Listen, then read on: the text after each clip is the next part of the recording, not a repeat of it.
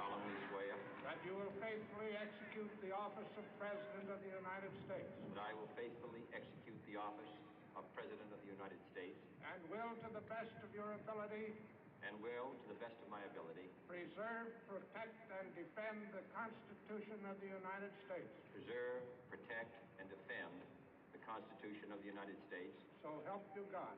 So help me God.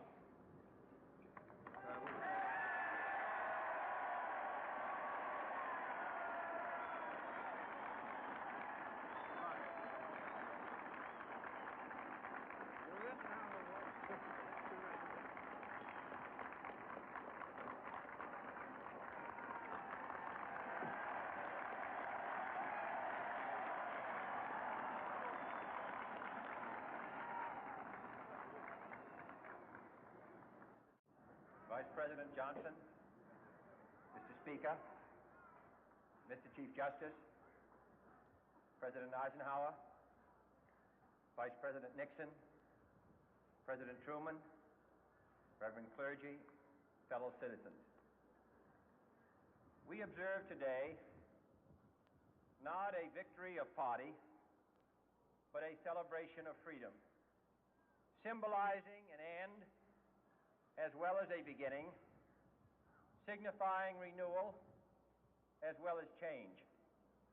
For I have sworn before you and Almighty God the same solemn oath our forebears prescribed nearly a century and 3/4 ago.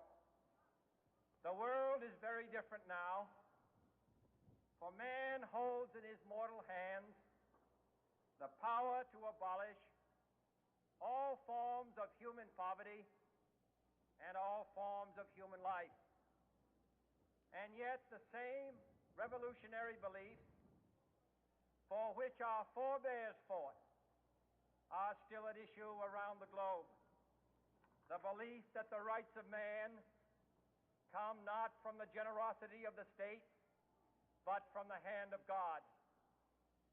We dare not forget today that we are the heirs of that first revolution.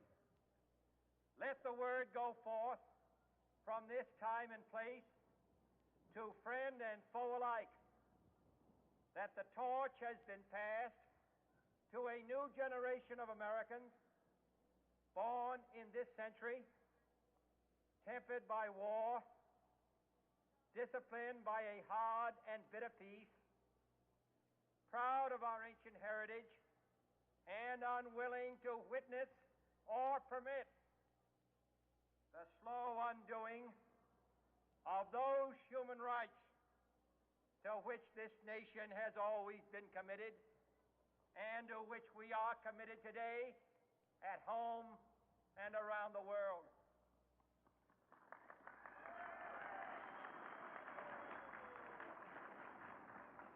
Let every nation know, whether it wishes us well or ill, that we shall pay any price, bear any burden, meet any hardship, support any friend, oppose any foe to assure the survival and the success of liberty.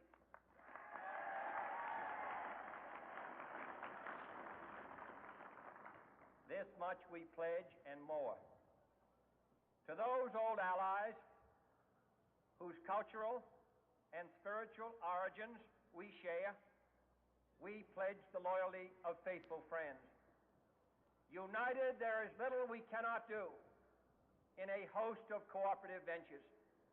Divided, there is little we can do, for we dare not meet a powerful challenge at odds and split asunder.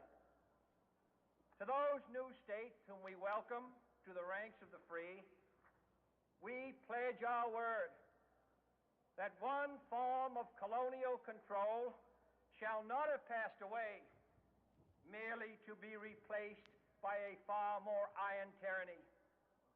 We shall not always expect to find them supporting our view, but we shall always hope to find them strongly supporting their own freedom, and to remember that in the past those who foolishly sought power by riding the back of the tiger ended up inside.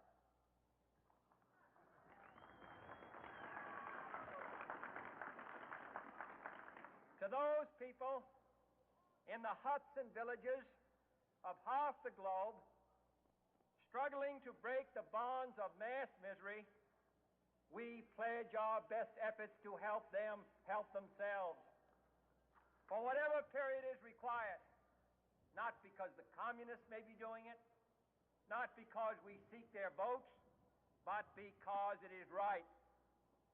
If a free society cannot help the many who are poor, it cannot save the few who are rich.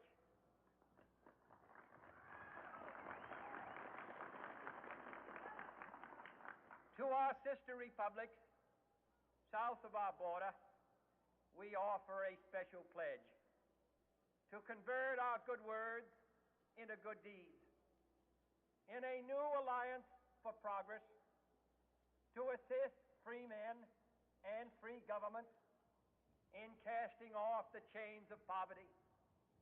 But this peaceful revolution of hope cannot become the prey of hostile powers.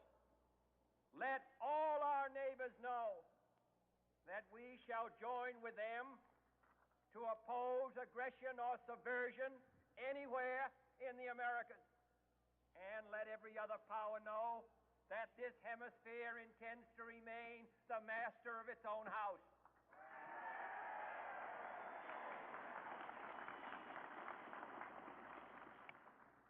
To that World Assembly of Sovereign States, the United Nations, our last best hope, in an age where the instruments of war have far outpaced the instruments of peace, we renew our pledge of support to prevent it from becoming merely a forum for invective, to strengthen its shield of the new and the weak, and to enlarge the area in which its writ may run. Finally, to those nations who would make themselves our adversary, we offer not a pledge, but a request that both sides begin anew the quest for peace. Before the dark powers of destruction, unleashed by science, engulf all humanity,